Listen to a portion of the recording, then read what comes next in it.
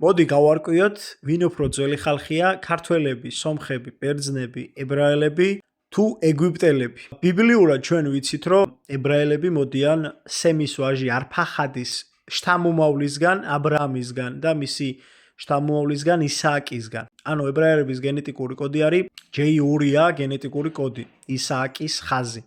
სომხები გენეტიკურადაც და ბიბლიურადაც მოდიან სემის ვაჟი არამისგან, ანუ R გენეტიკური კოდის ხაზი R1B Z2103, რომელიც არის კიმერიული ხაზი.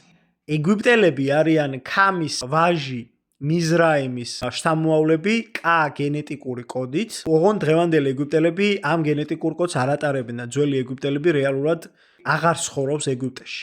რეალურად ბერძნები თავს მიაკუთვნებენ იაფეტის ვაჟი იავანს, რომელიც არის E გენეტიკური კოდი, მაგრამ სინამდვილეში დღევანდელი ბერძნები არიან J გენეტიკურ კოდში, J2-ა სპარსულ ხაზში. ანუ ისინიც გამოდიან სემის ვაჟი არფახადის შთამომავლები.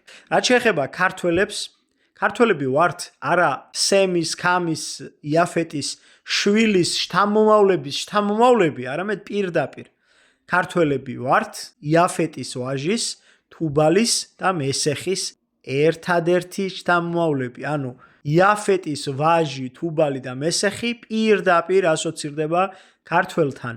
შესაბამისად, ჩვენ ბევრად მაღლა მდგომი ხალხი ვართ, ვიდრე ებრაელები, ვიდრე სომხები, ვიდრე ბერძნები თუ სხვანი და სხვანი. G გენეტიკური კოდი და L გენეტიკური კოდის საწყისი ვერსიები არის ჩვენთან. მარტივად რო ახსნათ, G გენეტიკური კოდი ათეისტურადაც და თეისტურადაც უფრო მაღლა მდგომია, ვიდრე J გენეტიკური კოდი. და შესაბამისად G გენეტიკური კოდის ერთადერთი შთამომავლები ქართველები ვართ. ქართულ გვარებში არის G0-იც, G1-0-იც და G2-0-იც.